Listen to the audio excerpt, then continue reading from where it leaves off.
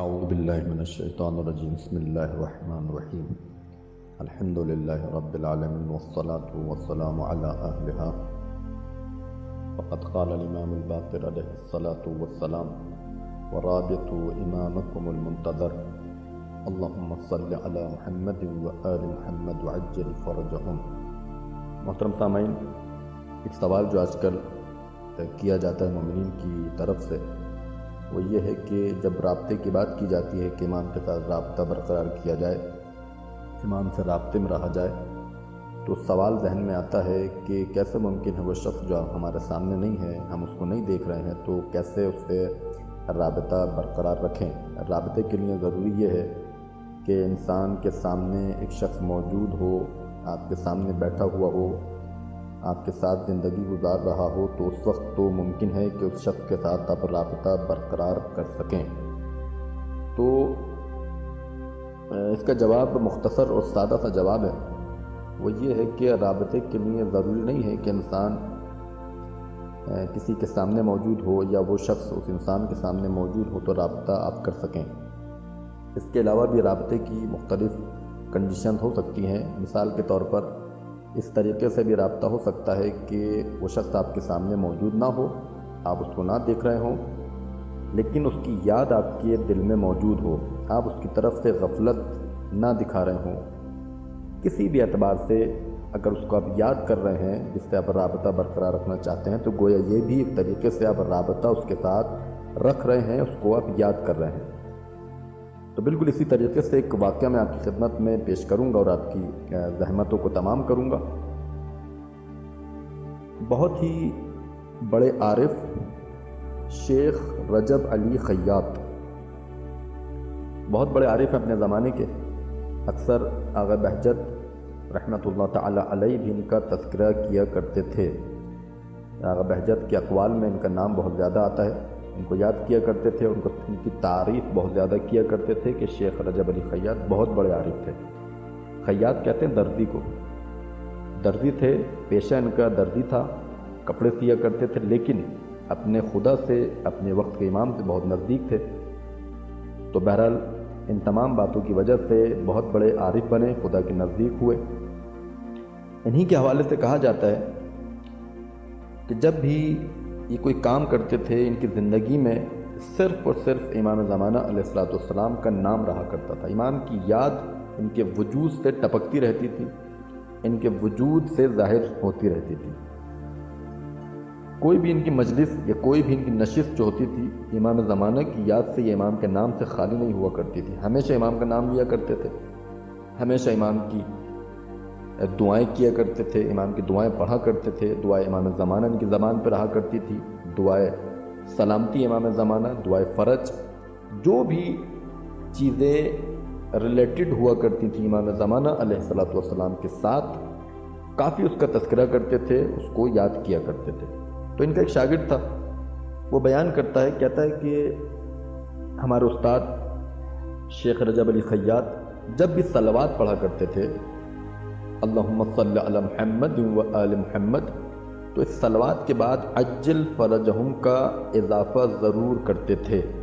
گویا یہاں بھی امام زمانہ کو یاد کر رہے ہیں، یہاں بھی امام کی یاد سے غافل یہ نہیں نظر آ رہا ہے، یہاں بھی امام زمانہ کو یاد کر رہے ہیں۔ اور یہ شاگرد بیان کرتا ہے، جب بھی میں ان کے ساتھ رہا کرتا تھا، جتنے سال میں ان کے ساتھ رہا اپنے استاد کے ساتھ، تو میں نے کوئی ایسا موقع نہیں تھا کہ ان کے وجود سے امام زمانہ سے متعلق چیزیں، جو چیزیں امام زمانہ سے تعلق رکھتی تھیں، ان چیزوں کو میں نے نہ دیکھا ہو، ان کا احساس نہ کیا ہو۔ ہر لمحہ، ہر وقت جب ان کے ساتھ رہا کرتا تھا، امام زمانہ کو یاد کرتے تھے، اور ہمیں کہا کرتے تھے کہ یاد رکھو کہ جب بھی دعا کرو تمہاری دعا صرف اور صرف ایک ہونی چاہیے، اور وہ دعا کیا ہونی چاہیے؟ امام زمانہ کے ظہور کی دعا، تعجیل امام زمانہ کی دعا ضرور کرنا، صرف اور صرف تمہارا ہم غم یہ ہونا چاہیے، اس کو کبھی بھی بھولنا مت۔ اپنی دعاؤں میں جہاں اور دعائیں کرتے ہو، تمہاری اصلی دعا، تمہاری جو اہم دعا ہونی چاہیے، وہ امام زمانہ کے ظہور کی ہونی چاہیے۔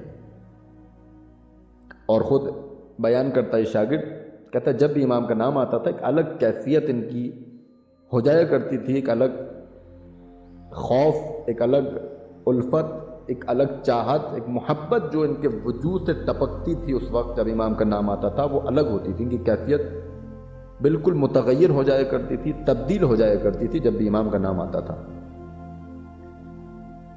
شیخ رجب علی خیاط نے ہمیں یہاں پر درس دیا، اور خود ہمارے سوال کا جواب بھی یہاں پر مل رہا ہے کہ رابطہ کیسے برقرار کیا جائے۔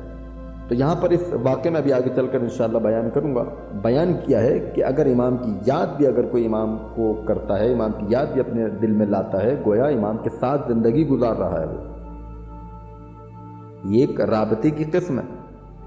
یہ اکثر کہا کرتے تھے کہ ولو ایک انسان کی عمر جو ہے بہت کم ہے، انسان کی عمر کافی نہیں ہے، اتنی زیادہ نہیں ہوتی انسان کی عمر کہ وہ امام زمانہ کے ظہور کو دیکھ سکے، لیکن پھر بھی اپنی زندگی میں یہ کام ضرور کیا کرو، امام کو یاد کیا کرو، اٹھتے بیٹھتے امام کا نام لیا کرو، امام کے لیے دعا کیا کرو۔ اس کے لیے حضرت داؤد علیہ السلام کا ایک واقعہ یہ سنایا کرتے تھے۔ اب یہ شاگرد ان کا بیان کر رہا ہے۔ حضرت داؤد کا ایک قصہ، ایک داستان اور ایک واقعہ اکثر ہمارے استاد شیخ رجب علی خیاط سنایا کرتے تھے۔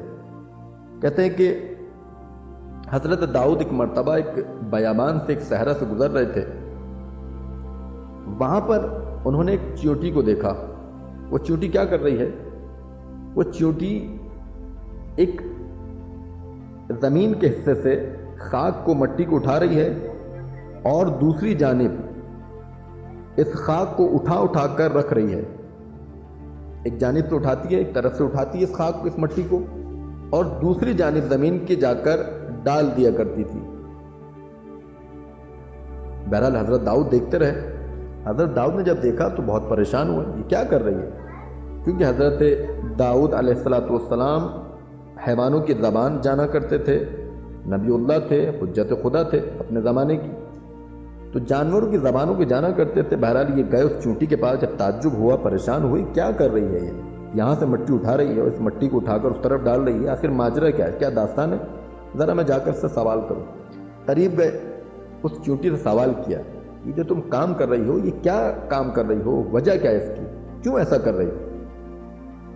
چونٹی نے اب جو جواب دیا، یہاں جو ہے ہمیں ایک درس دیا، ایک جانور نے، بہت ہی چھوٹی خدا کی مخلوق ہے دیکھنے میں، لیکن بہت بڑا میسج ہمیں دے دیا، اور یہ ہماری زندگی میں یقیناً ہونی چاہیے چیز جو اس چونٹی نے ہمیں میسج دیا۔ میسج کیا دیا؟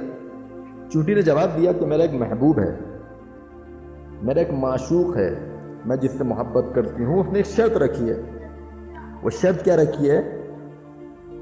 کہ میں تم سے اس وقت مل سکتا ہوں، مجھ سے ملاقات تمہاری اس وقت ہو سکتی ہے کہ جب تم یہ کام کر کے دکھاؤ، خاک کو یہاں سے اٹھاؤ اور اس طرف جا کر ڈال دو۔ تو یہ میں جو کام کر رہی ہوں، تو یہ اس کی محبت میں کر رہی ہوں، اس سے ملاقات نصیب ہوگی، اس کا وصال مجھے نصیب ہوگا، میں اس کے نزدیک ہو جاؤں گی، اس سے باتیں کروں گی، اس سے اپنے راز بیان کروں گی۔ گویا اپنے دل کی بات ایک چیونٹی جناب داؤد کو اس عمل کے ذریعے سے بتانا چاہ رہی ہے۔ اب حضرت داؤد نے جب یہ سنا، چونٹی کے جواب کو جب سنا، تو ہنسنے لگے، مسکرانے لگے کہ تمہاری عمر تو اتنی نہیں ہو سکتی ہے، تم تو بہت چھوٹی ہو، تم تو مر جاؤ گی۔ یہ جو تم خاک کو اس طرف سے اٹھا کر اس طرف جا کر ڈال رہی ہو، وہ تمہاری پوری زندگی بھی ختم ہو جائے گی، تم یہ کام نہیں کر سکو گی، بہت بڑا کام ہے یہ۔ تو چونٹی نے یہاں پر جواب دیا۔ چونٹی کہتی ہے، مجھے معلوم ہے کہ میری عمر اتنی زیادہ نہیں ہے، میری عمر اتنی کفایت نہیں کرے گی، کافی نہیں ہے اس کام کے لیے، ممکن ہے مجھے موت آ جائے، لیکن میرا دل خوش ہے، کم از کم یہ کام میں جتنا کروں گی میرا دل خوش ہے، میں مطمئن ہو جاؤں گی۔ وہ اس لیے کہ اس کام میں کم از کم میں اس تک نہیں پہنچ پاؤں گی، اس سے ملاقات شاید میسر نہ ہو، لیکن یہ تو ہو سکتا ہے کہ میرے اس کام سے میرا معشوق خوش تو ہو جائے گا، اس کا دل تو خوش ہو جائے گا۔ میں اپنے دل کی خوشی کے مارے اور اپنے معشوق کی اور اپنے محبوب کی خوشی کے مارے یہ کام انجام دے رہی ہوں۔ مجھے خوشی اس بات میں محسوس ہوگی کہ اگر میں اس کام کے درمیان مر بھی جاؤں، مجھے موت بھی آ جائے، تو کم از کم اپنے محبوب کے عشق میں، اس کی محبت میں مروں گی، اس کی راہ میں مجھے موت آئے گی۔ حضرت داؤد نے جب یہ سنا تو سمجھ گئے، گریہ کرنے لگے۔ اس وقت اس واقعے سے حضرت داؤد نبی جیسے انسان نے ایک درس لیا، اور وہ یہ لیا کہ ہمیشہ ہمیں اپنے محبوب کی راہ میں تلاش کرنی چاہیے، اپنے محبوب کی راہ میں کوشش کرنی چاہیے۔ ہمیں معلوم ہے کہ ہماری زندگی اتنی نہیں ہے، امام کا ظہور نہ جانے کب ہوگا، امام کب ظہور فرمائیں گے، لیکن کم از کم جب تک ہم زندہ ہیں ہم اپنی کوشش تو کر سکتے ہیں، امام سے رابطے کے لیے وہ کام تو انجام دے سکتے ہیں کہ جس سے ہمارا مولا اور آقا خوش ہوتا ہے، ہمارا سردار خوش ہوگا۔ تو یقیناً ہمیں چاہیے کہ ہم بھی اپنی زندگی میں کوشش کریں، انسان کی جو بھی بساط ہے، جو بھی انسان کر سکتا ہے اس کو انجام دے، تاکہ میرا مولا وقت کا امام زمانہ علیہ الصلوۃ والسلام کے دل کو خوش کر سکیں۔ والسلام علیکم ورحمۃ اللہ۔